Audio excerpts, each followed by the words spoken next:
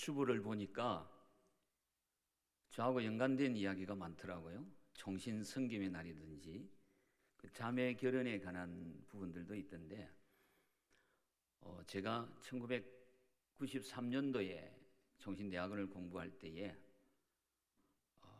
겁도 없이 안동에 있는 교회에 단독을 하겠다고 뛰어들었는데, 마침 하나님이 은혜를 주셔서 그렇게 교회를 섬기면서 안동에서 서울까지 신대원 공부를 했습니다. 그때 구미 상무교회가 삼계탕을 가지고 주의 종들을 섬겼습니다. 제 기억을 한 1년에 2번 이상 그렇게 섬겼던 것 같아요. 그때 먹었던 삼계탕을 저는 잊을 수가 없고요. 그리고 저는 아직까지 전임이신 우리 김성동 목사님을 한 번도 개인적으로 인사를 한 적이 없습니다, 지금까지. 그런데 제가 단독을 하는데 구미 상무교회가 저를 3년 동안 후원을 해주었습니다. 저는 지금도 이상합니다. 왜 상무교회가 나한테 그렇게 후원을 해주었는지 분명히 누군가가 그렇게 소개를 했던 것 같습니다. 그래서 언젠가 이 빚을 꼭 한번 갚아야 되겠다.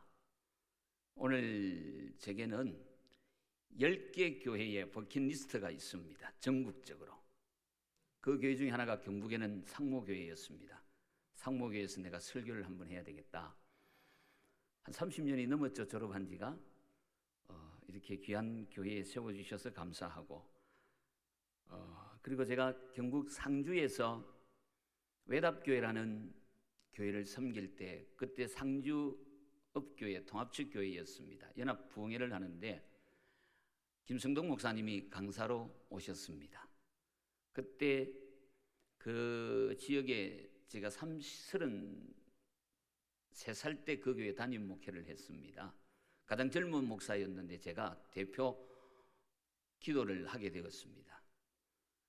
얼굴도 한번 뵈본 적이 없지만은 존경하는 목사님, 그분이 강사로 오셨는데 정말 열정을 다해서 기도를 했습니다. 예배가 끝났는데 그분이 저를 찾으셨어요. 김성동 목사님이 은혜 받았다고.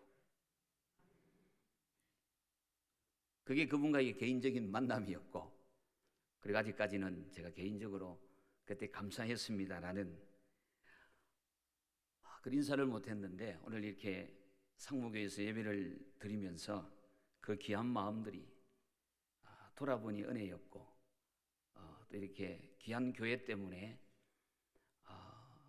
사역을 하면서 공부를 하면서 큰 은혜를 빚진 것 같아 감사한 마음을 먼저 드려봅니다. 주님의 기쁨이신 우리 사랑하는 성도 여러분, 아무런 보상이 없어도 기쁨으로 섬길 수 있는 일들이 있습니까? 아무리 힘이 들어도 불평 없이 감당할 수 있는 사역이 있습니까? 사역을 할수록 에너지가 생기는 일이 있습니까? 이야기를 하고 또 해도 자꾸 이야기하고 싶어지는 일들이 있습니까? 흔히들 그 일을 우리는 은사라고 그럽니다. 물론 다른 차원이긴 합니다만 열정이라고도 표현을 해봅니다. 행복이 무엇입니까? 누군가로부터 사랑받고 사랑하며 사는 것입니다. 불행은 하나님으로부터 버림을 받는 것이고, 행복은 쓰임을 받는 것입니다. 한 젊은이가 꽃 한 송이를 사며 가게 주인에게 물었습니다. 사장님, 꽃을 선물하면 주는 사람이 행복할까요? 받는 사람이 행복할까요? 가게 주인이 웃으며 말했습니다. 꽃을 판 제가 가장 행복합니다. 같은 말입니다만 우유를 아침마다 마시는 사람보다 우유를 배달하는 사람이 더 건강하답니다. 묻습니다. 여러분 행복하십니까? 진정한 행복을 원하신다면 하나님의 사랑을 받는 사람, 하나님 앞에 목적 있게 쓰임받는 사람이 되시기를 축원합니다. 그러려면 성도들은 좋은 사람과 만나고 좋은 사람과 얽히시기를 바랍니다. 건강한 일꾼들과 친구가 되십시오. 교회가 나에게 어떤 사역을 맡기더라도 내가 섬기는 교회에 단단하게 붙어 있으십시오. 능력과 실력을 이야기하지 마시고 함께 더불어 함께 배우고 함께 헌신하십시오. 어느 날 그게 여러분에게 진짜 실력이 되어 있을 겁니다. 성경에서 하나님이 쓰는 사람은 언제나 자기 일에 성실한 사람입니다. 오늘 예배를 드리는 또 오늘 군성교 헌신 예배 가운데 모든 헌신자들은 이렇게 하나님 앞에 쓰임 받으시기를 우리 주님의 이름으로 소망합니다. 하나님을 섬긴다는 게 무엇일까요? 저는 먼저 예배를 이야기해 보고 싶습니다. 섬긴다는 것은 예배한다는 말과 같은 말입니다. 제일 먼저 우리는 예배하는 백성으로 살아가며 하나님을 섬기는 겁니다. 이 예배의 감격이 곧 하나님의 일을 감당하며 교회에서 사역을 하며 세상의 약자들을 도우며 사회 한복판에서 빛이 되어 살아가는 것, 이게 하나님을 섬기는 겁니다. 내 목숨이 온천하보다 더 귀중하지만 이 목숨 역시 하나님이 내게 맡겨준 사명, 소명을 감당할 때만이 존재 가치가 있는 것입니다. 사명이라는 말이 참 재미있습니다. 이 사명, 내 목숨이 일하기 위해서, 무슨 일을 하기 위해서 존재하느냐, 그게 사명입니다. 어쩌면 오늘 우리 앞서 장로님도 기도하셨지만 이 군선교, 황금의장 군선교도 바로 이런 맥락에서 볼 때 하나님이 가장 기뻐하는 사명 중에 하나일 겁니다. 그러기에 오늘 우리가 올려드리는 이 예배는 바로 사명이 되는 줄 믿습니다. 우리 인간은 누구나 쓰임받기를 원하는 간절한 욕구가 있습니다. 그리고 주의를 할 수 있다는, 할 일이 있다는 것, 쓰임받고 산다는 것 정말 행복한 일입니다. 그래서 바울은 이렇게 선언합니다. 디모데전서 1장 12절에서 우리 주께 내가 감사함은 나를 충성되이 여겨 내게 직분을 맡기심이니. 영광된 일꾼으로 교회를 섬기시는 성도들이여, 여러분의 인생에서, 사역에서 경험한 인생의 기적을 이야기할 때 뭐라고 대답하실 수 있습니까? 누군가 저에게 정 목사, 당신 인생에서 가장 큰 기적이 뭐냐고 묻는다면 당당히 저는 나 같은 죄인이 하나님의 자녀 되어서 하늘나라 백성이 되어서 그것도 수없이 많은 주의 직분 가운데 가장 거룩한 직임인 목사라는 소중한 은혜를 내게 주셔서 이보다 더 큰 기적이 어디에 있겠느냐, 저는 이렇게 당당하게 대답합니다. 그래서 제가 섬기는 저희 교회 성도들은 말씀을 붙들고 날마다 하는 고백이 있습니다. 나는 예수 믿어 구원받았습니다. 나는 예수 믿어 하나님의 자녀 되었습니다. 나는 예수 믿어 천국 백성 되었습니다. 제가 우리 성도들에게 가르칩니다. 죽는 순간에까지도 이 고백을 잊지 말아라.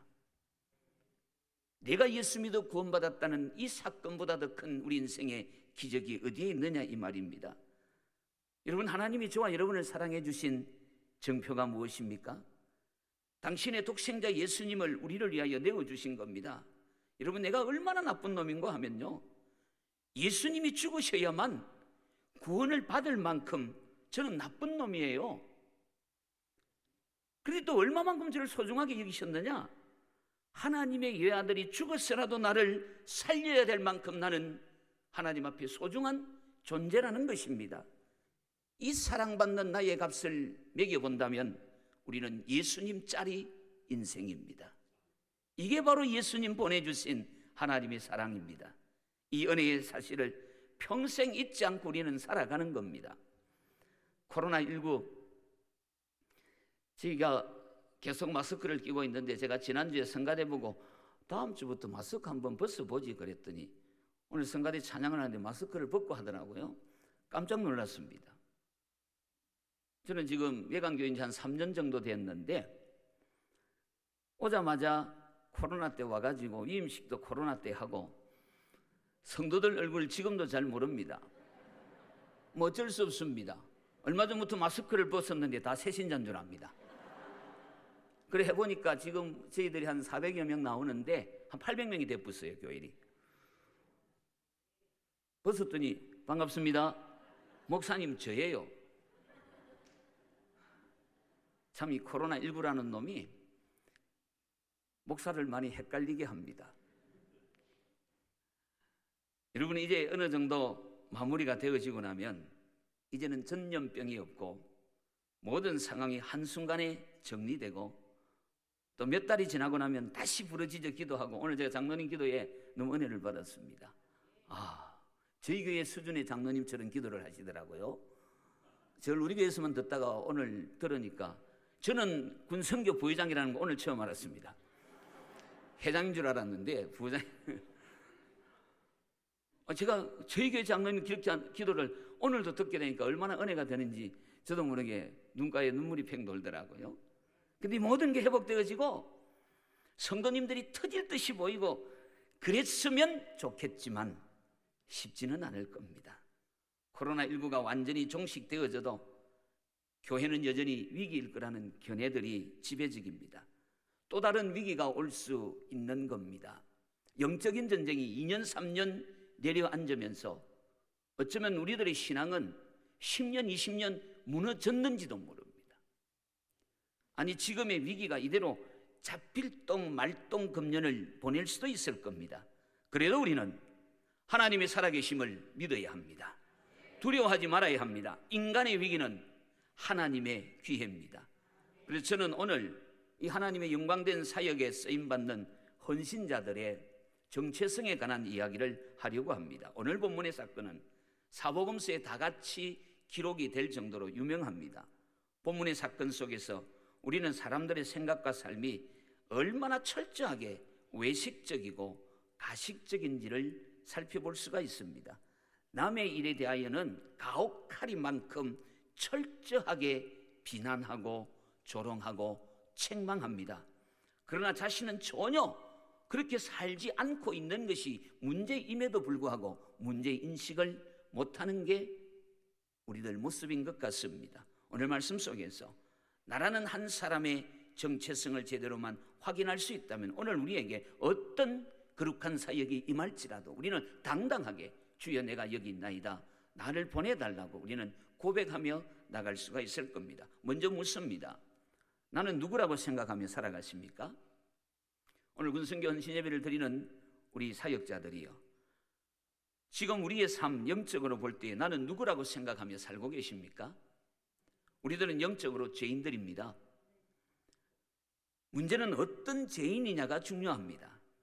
오늘 본문의 사건은 예루살렘 근처 베다니에 있었던 사건입니다. 즉 베다니에 사는 나병 환자 시몬의 집에서 일어난 사건인데, 오늘 본문 3절에 보니까 예수께서 베다니 나병 환자 시몬의 집에서 식사할 때라고 말했습니다. 누가복음을 참조해보면 나병 환자 시몬은 바리새인입니다. 누가복음 7장 36절에 한 바리새인이 예수께 자기와 함께 잡수시기를 청하니 이에 바리새인의 집에 들어가 앉으셨을 때라고 합니다. 40절에서는 시몬아 네게 이를 말이 있다 하시었으니 오늘 본문의 나병 환자 시몬과 누가복음의 바리새인 시몬은 동일한 사람입니다. 우리는 이 부분에서 한번 생각해야 될 문제가 있습니다. 이 나병 환자요 바리새인인 시몬은 향유를 부은 여인에게 뭐라고 말합니까? 누가복음 7장 39절을 보시면 예수를 청한 바리새인이 그것을 보고 마음에 이르되 이 사람이 만일 선지자라면 자기를 만지는 이 여자가 누구며 어떠한 자 곧 죄인인 줄 알았으리라. 바리새인은 지금 이 여인이 행하고 있는 일의 성격과 내용은 완전히 무시합니다. 관심이 없습니다. 그리고 단도직입적으로 이 여인은 죄인이다라고 규정해버렸습니다. 여기서 본문에 나오는 죄인을 한번 비교해 봅니다. 먼저 스스로는 의인이라고 생각하지만 사실은 죄인인 사람들이 있습니다. 만일 이 바리새인이 과연 나병 환자라면 그는 율법적으로 볼 때 죄인입니다. 레위기 성경을 보시면 13장 45절 46절에 보시면 나병 환자는 옷을 찢고 머리를 풀며 윗입술을 가리고 외치기를 부정하다 부정하다 할 것이요 병 있는 날 동안은 늘 부정할 것이라 그가 부정한즉 혼자 살되 진영 밖에서 살지니라. 어찌된 일인지 나병 환자이지만 그는 어엿하게 동네에 살면서 행세를 하고 있습니다. 또한 누가복음 18장 9절의 기도 교훈에 나오는 바리새인들의 특징이 뭐냐? 자기는 의롭다고 믿고 다른 사람을 멸시하는 행동들을 서슴지 않고 행하는 이들이 바리새인입니다. 따라서 바리새인들이 자기들은 스스로 의롭다라고 믿지만 주님의 눈으로 볼 때는 언제나 외식하는 죄인일 뿐입니다. 하나님의 눈으로 볼 때에 완벽한 죄인인 사람이, 죄인이지만 주님이 칭찬하시는 사람을 죄인이라고 무시하는 무리들이 누구냐? 바리새인입니다. 하나님의 영광된 사역에 쓰임받는 성도들이요, 나는 누구라고 생각하시면서 살아가고 계십니까? 영적으로 아직 깨우치지 못한 죄인들임에도 불구하고 다른 사람들을 죄인이라고 정죄하면서 의인 행시하며 사시는 분들은 아니십니까? 회개해야 합니다. 두 번째로, 스스로 죄인으로 알고 살지만 사실은 의인인 사람들이 있습니다. 당시 이 사건을 일으킨 여자에 대한 설명을 찾아봅니다. 오늘 본문 3절에 예수께서 베다니 나병 환자 시몬의 집에서 식사하실 때에 한 여자가 매우 값진 향유 곧 순전한 나드 한 옥합을 가지고 와서 그 옥합을 깨뜨리고 예수의 머리에 부은이라고 합니다. 단순히 한 여자라고 불렀습니다. 그런데 누가복음 7장 37절을 보니 그 동네에 죄를 지은 한 여자가 있어 예수께서 바리새인의 집에 앉아 계심을 알고 향유 담은 옥합을 가지고 와서, 즉 한 여자는 동네에서 죄인으로 낙인 찍힌 존재였습니다. 간단하게 동네에서 죄인이라고 손가락질 받고 살아가는 여인, 이 사건의 주인공임을 오늘 본문은 말씀합니다. 죄인인 줄 알았기 때문에 죄인임을 스스로 인정하며 사는 사람이 오늘 본문의 여자입니다. 그는 사회적 죄인이요, 죄인이라고 불러도 화내지 못하는 사람입니다. 그런데 이 여자는 죄 용서함을 받게 되는, 다시 말하면 영적으로 의인된 사람입니다.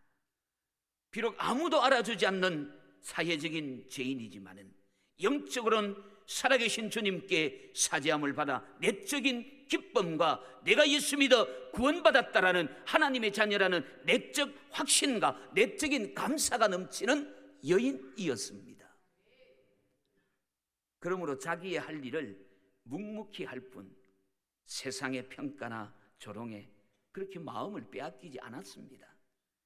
이 사건 속에서 여자는 한마디도 말을 하지 않습니다. 그녀가 가진 향유를 아낌없이 주님의 머리에 부은 것도 용서받은 기쁨과 감사에 대한 그의 고백이었습니다. 사랑하는 성도요, 우리 자신을 누구라고 생각하며 살아가십니까? 다른 사람을 정확하게 정죄하는 은사가 아닌 나쁜 버릇을 가지고 있지만 스스로에게는 외식하고 있는 죄인은 혹 아니십니까?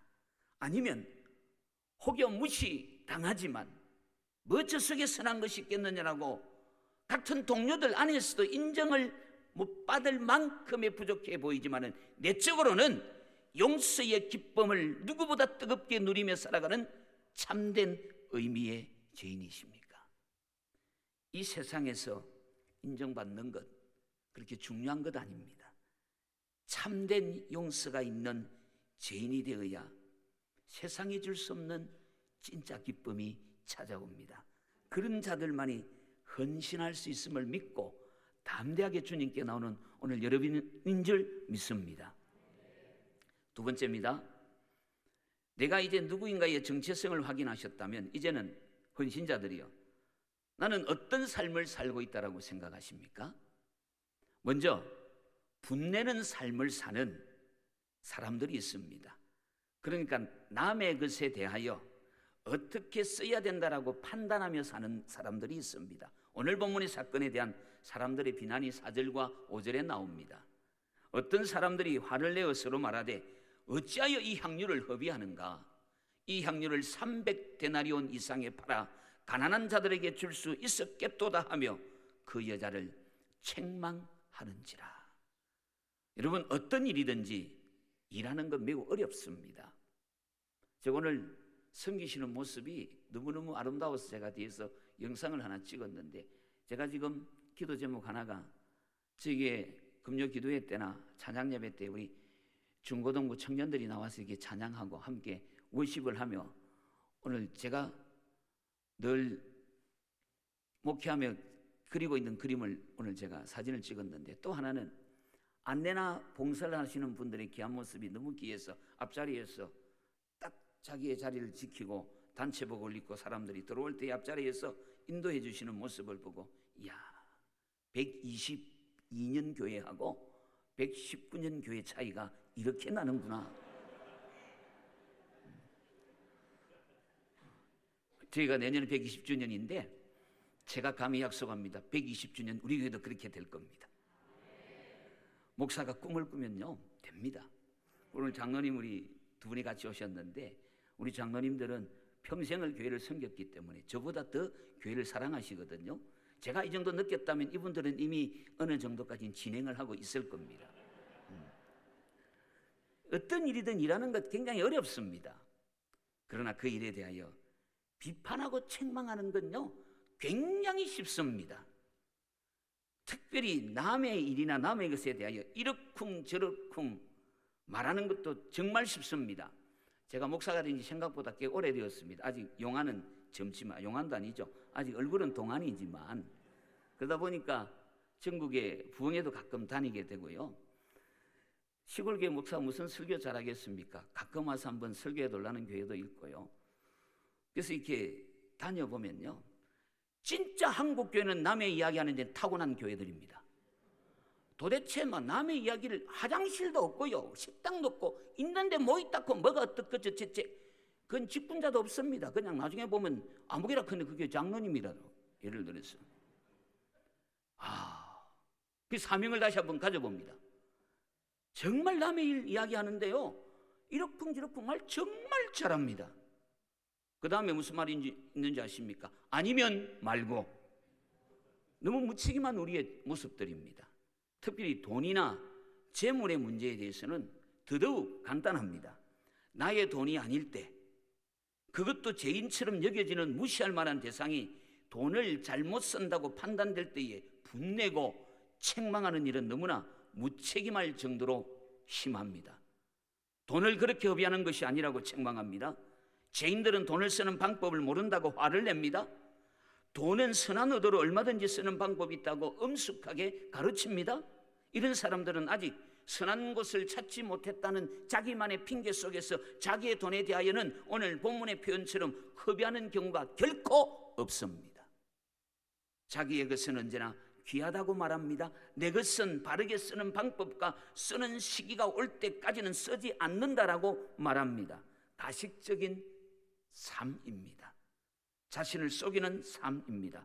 우리 하나님은, 여러분 기억하십시오, 만홀히 여김을 받지 않으십니다. 우리 하나님은 속지 않으십니다. 분내는 삶을 살아야 되겠습니까? 그럴 수는 없습니다. 두 번째, 오늘 본문의 여자처럼 내 것을 다해 힘들이는 최선을 다하는 사람들이 있습니다. 오늘 이 여자의 한 일에 대하여 주님이 뭐라고 말씀하시느냐? 8절 보십시오. 그는 힘을 다하여 내 몸에 향유를 부어 내 장례를 미리 준비하였느니라. 주님은 분명히 이 여자가 힘을 다하여 자신에게 향유를 드렸다라고 말합니다. 가난하거나 부유하거나 자신의 힘을 다하여 주님을 섬기고 사랑하는 것을 우리 주님은 정확하게 판단하고 계셨습니다. 이 향유의 값이 300데나리온 정도가 되느냐 아니 되느냐 아무 문제가 아닙니다. 이 여자가 힘을 다하여 주님께 부어드린 그 자체를 우리 주님은 보셨습니다. 이런 헌신자는 매우 귀합니다. 특히 다른 사람들이 무시하는 경우에서 모두가 다 죄인이라는 멸시 속에서 나의 것을, 자신의 것을 믿음의 분량대로, 아니 내 힘을 다하여 하나님의 영광을 위하여 아름답게 살아드리는 사람, 우리 상모교회는 굉장히 많은 줄 믿습니다. 오늘 본문의 죄인인 여인은 자신의 것을 힘을 다하여 드렸습니다. 그래서 아름다운 겁니다. 아름다운 사람을 보고 싶습니까? 옆 사람 살짝 쳐다보시기 바랍니다. 시간이 나면 저도 한번 쳐다봐 주시기 바랍니다. 제가 언제 또 이곳에서 설교할 일이 있겠습니까? 우리 모두는 주님의 기쁨인 아름다운 성도들입니다. 자기의 것으로 봉사함이 아니면요, 이미 헌신 아닙니다. 남의 것을 가지고 판단하고 화를 내는 것을 전혀 헌신이라고 말할 수는 없습니다. 우리가 어떻게 살아야 하겠습니까? 이제 내가 누구인가를 확인하고 이 영광된 주의 일에 쓰임받는 헌신자들이요, 바르게 헌신하시고 그리고 이렇게 교회를 섬기는 자를 격려하시는 성도들이 될 수 있기를 축원합니다. 하나 더 봅니다. 세 번째로, 그러므로 성도들은 나는 누구를 위해 지금 살아가고 있는가를 생각해야 됩니다.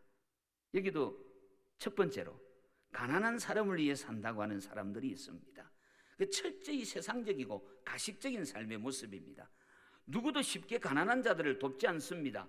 그러면서도 도와야 된다는 말은 한 사람도 빼놓지 않고 합창처럼 이야기를 합니다. 오늘 4절 5절에 어떤 사람들이 화를 내어 서로 말하되 어찌하여 이 향유를 허비하는가? 이 향유를 300데나리온 이상에 팔아 가난한 자들에게 줄 수 있었겠도다 하며 그 여자를 책망하는지라. 이 사건을 보고 있는 사람들은 가난한 자들에게 나누어 줄 수 있는 것들을 이 죄인인 여자가 허비하고 있다라고 흥분하고 있습니다. 그러니까 오늘 본문의 사람들은 마치 가난한 자들의 문제를 해결할 수 있는 사람으로 보입니다. 그렇기 때문에 이 귀한 향유를 예수님을 위해 쓰던 여인에게 비난했던 사람들이 누군 줄 아십니까? 지금 마태복음 26장 8절에서는 제자들이라고 말했습니다. 오늘 본문 마가복음에는 예수님 곁에 있었던 어떤 사람들이라고 말했고, 요한복음에서는 예수님의 제자 가룟 유다라고 구체적으로 이야기를 합니다. 이들은 이걸 허비라고 생각했습니다. 주님을 따라다녔고 주님의 목적과 주님의 사역을 배웠다고, 소위 말하는 제자훈련의 양육을 통해서 건강한 성도들로 여겼던 주님의 가까이 있는 이들의 입에서 나오는 이야기였습니다. 그들은 허비라고 생각을 하고 화를 냅니다. 그리고 책망을 합니다. 그들은 예수님 곁에서 예수님을 가장 귀하게 여겨야 될 예수님의 제자입니다. 소위 교회에서는 영향력이 있는 직분을 가진 성도들입니다. 그러나 그들은 주님보다 그 물질에 더 많은 관심을 두었습니다. 그들은 주님을 위해 드리는 봉헌을 허비로 여겼습니다. 그들은 그 돈을 가난한 자들에게 줄 수 있다는 합당한 관심을 가졌으나 그 이면에는 봉헌을 자신보다 못하게 여기는 마음이었습니다. 그 중에 가룟 유다처럼 탐욕스러운 마음을 숨기고 있는 무리들도 있습니다. 아이고 아까워라. 저걸 나한테 주었다면 내가 기가 막히게 쓸걸. 그런 마음을 가진 자도 있을 겁니다. 그런데 그 다음 말씀에 보니까 요한복음 12장 6절에 보니까 이렇게 말하면 가난한 자들을 생각함이 아니요 그는 도둑이라, 도적놈이라고 말합니다. 돈깨를 맞고 거기 넣는 것을 훔쳐가미르라. 오늘도 주님을 향해 주님을 위해 드려지고 쓰여지는 것에 대해 함부로 말하는 사람들이 있습니다. 교회가 하는 일에 대해 성도들이 정성으로 섬기고 봉사하는 일에 대해 교인이 뭐 하느냐고 함부로 말하는 사람들이 있습니다. 여러분, 값있게 쓰여지는 것에 대해서는 함부로 말해서는 안 됩니다. 그러나 값있게 쓰여지는 것이라고 하여 아무 때나 아무 곳에나 쓰는 것은 아닙니다. 주님은 아주 담담하게 말씀합니다. 7절에 가난한 자들은 항상 너희와 함께 있으니 아무 때라도 원하는 대로 도울 수 있거니와 나는 너희와 항상 함께 있지 아니하리라. 이 말씀의 뜻은 아무 때고 마음만 먹으면 도울 수 있는 사람은 얼마든지 있지만 사실상 돕는 사람은 그리 많지 않음을 시사합니다. 참으로 많은 사람들이 해야 될 일을 알기는 합니다. 그리고 그렇게 하지 않는 사람들에 대하여 곧잘 판단하고 비난도 합니다. 하지만 자기는 그렇게 살지 않는 것이 가장 큰 문제입니다. 나는 누구를 위해 사는 사람입니까? 두 번째로 예수 위해 사는 사람들이 있습니다. 어렵게 생각하지 마십시오. 한번 따라합시다. 바로 나. 간단합니다. 예수 위에 사는 사람이 누구라고요? 바로 너, 바로 나. 자, 보십시오. 오늘 이 여인은 훌륭한 일을 했습니다. 가난한 자들은 항상 너희와 함께 있으니 아무 때라도 원하는 대로 도울 수 있거니와 나는 너희와 항상 함께 있지 아니하리라. 7절 말씀. 하나님께서 사람에게 그리고 우리에게 허락하신 기회는 다음이 약속되어 있지 않습니다. 지금 내게 주어진 헌신적 삶에 대해 봉사할 기회, 충성할 기회, 온전한 삶을 드려야 될 기회, 헌금할 기회, 이 기회를 갖는 것이 복입니다. 특별히 오늘 우리 상모교회뿐만 아니라 이 군선교 사역처럼 경국 군선교를 축복하셔서 영광스러운 사역에 쓰임받고 섬길 수 있는 기회를 가진 것은 우리 모두에게 복입니다. 한금어장 군선교 사역은 한국 교회에 허락해 주신 하나님의 축복의 마중물입니다. 군에서 세례를 받고 훈련을 받은 그 명단들을 이 군목들이나 그 담당하는 그 지역에서 연대든 사단이든 그 명단을 파악해서 그 친구들이 살고 있는 지역으로 엽서 한 장만 보내줘도요, 나중에 그 아이를 관리할 수 있습니다. 저는 조금 늦게 부대를 갔습니다. 군에 가서 제가 군종병을 했습니다. 그때는 군종병 집체 교육이라는 게 있습니다. 왜냐하면 사단 내에 있는 군종병들을 불러서 훈련시키는 일을 제가 감당을 했습니다. 그때 제가 제안을 했습니다. 군종 참모에게. 목사님, 세례받는 이 친구들 주소하고 이름을 파악해서 가까운 교회에다가 연락을 해 주십시다. 그렇게 해서 그 아이들이 제대를 하거나 아니면 휴가 때 가서 그 교회에 가서 예배를 드릴 수 있도록 그 일을 시작했던 적이 있습니다. 의외로 많은 교회들이 고맙다라는 반응을 보여줍니다. 또 그렇게 교회를 찾아오기도 합니다. 그 중에 한 친구가 이제 나중에 신학대학원을 갔는데 저한테 와서 인사를 합니다. 누구시죠? 군종병이 저 모르겠습니까? 모르겠는데요. 언제 제가 훈련을 받고 그때 갈등을 하고 방황하고 있을 때 전도사님을 만나가지고 영적인 훈련 속에서 큰 은혜를 받고 제가 신학을 목사가 되겠다고 결단하고 불신 가정에서 신대원을 들어와서 공부를 하고 있다라고 말합니다. 아, 하나님의 역사는 어느 곳에서 어떻게 일어날지 알 수 없습니다. 그래서 이 군선교 사역이라고 하는 것은요, 어마어마한 하나님의 기적이 담겨져 있는 한국교회 부흥의 마중물이 되는 겁니다. 젊은이들에게 생명의 복음을 전하고 세례를 베풀고 이들의 평생의 주님을 만나는 은혜의 현장, 군선교를 위해 오늘 헌신 예배를 드리는 여러분은 하나님의 기쁨인 줄 믿으시기를 축원합니다. 최근에 감사한 일로 튀르키예와 시리아 대지진의 현장에 우리 교단도 발빠르게 움직였고요. 제가 여기 구미에서 나오는 신문에 보니까 우리 성모교도 굉장히 큰 금액으로 이 사역에 동참하는 것을 보고 굉장히 우리 장로님들과 오늘 그런 이야기를 나누었습니다. 발빠르게 움직였어. 누구보다 먼저. 왜냐하면 구미 상모교육을 하면 제 머릿속에는 그 참 신학생들 그 섬기는 것, 제가 그 삼계탕을 반해가지고 지금도 잊지 않고 있지 않습니까? 그때 너무 가난해가지고요, 전심 때는 아침은 먹어본 기억이 없습니다. 아침에는 율무차 2잔, 한 잔 100원입니다. 그 당시에 그것 먹고 전심 때 삼계탕 논다는 소리 들으면 수업 5분 전에 도망을 갑니다. 솔직히 말합니다. 먼저 한번 먹습니다. 뺑 둘러갖고 제일 들어가가지고 삼계탕도 마지막에 먹으면 닭 모양이 좀 흐트러져 있어도요, 맛은 있습니다. 그래서 제가 그걸 어떻게 읽겠습니까? 힘들고 어려울 때는 그렇게 우리에게 힘을 주었던 123년을 달려가고 있는 상모교회. 저는 김성동 목사님이 누군지도 모르고 어느 날 제 통장에 우리 그때 아이가 제가 3명이었습니다. 지금은 4명인데 우유값도 없는데 혼자서 안동재봉이라는 교회에 제가 단독을 했었어요. 그런데 매월마다 보내주는 그 금액이 얼마나 큰 건지 모릅니다. 아이 우유값이 되지요. 얼마나 감사했는지 모릅니다. 그 제게는 제가 은혜를 갚을 길이 없는 교회였는데 몇 해 지나면 설교할 수 있는 기회를 있었습니다만은 제가 저의 부족함을 알고 거절을 한 적도 있습니다만은 얼마나 감사한지. 여러분은 그냥 주님 주신 은혜로 감당했지만 그 은혜 앞에 한 목회자가 아마 저보다 더 많은 은혜를 받으신 분이 상모교회 때문에 대한민국에 굉장히 많을걸요. 이곳 출신자들도 많고요. 그들은 기억하는 겁니다. 얼마나 감사합니까? 전국 교회가 이렇게 생깁니다. 여러분, 우리 사역에 나중에라는 생각을 갖는 것은 자신에게 주어진 축복의 기회를, 섬김의 기회, 봉사할 기회, 헌신의 기회를 외면하는 사람입니다. 그러나 오늘 본문의 여인은 예수님께 드릴 수 있는 기회를 놓치지 않았습니다.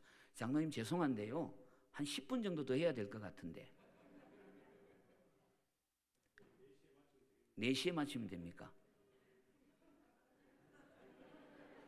좀 진작 이야기하시지. 한번 해보겠습니다. 말씀을 맺습니다. 주님께 사역자로 쓰임받는 우리들의 정체성은 죄인이지만 용서받은 의인임을 확신하며 살아야 합니다. 나의 것을 힘 다해 드리면서 헌신해야 아름답습니다. 내 것 죽어도요, 룰루랄라 주가 일하시네 찬양할 수 있는 것 유일하게 기독교밖에 없습니다. 남을 판단하는 이 정확한 식견을 우리 주님은 안 주셨어요. 가난한 자를 위하는 것처럼 주님 폼은 적어도 주님 위에 살지 않으면 헛것입니다. 바른 사람의 자리에 들어가서 서셔서 주께 영광을 올려드리는 멋진 우리 오늘 헌신자들 다 되었으면 좋겠고요. 그런데 9절에 보십시오. 예수님께서는 온 천하에 어디서든지 복음이 전파되는 곳에는 이 여자가 행한 일도 말하여 그를 기억하리라 하시니라. 이전의 성경에 보면 기억을 기념이라고 되어져 있습니다.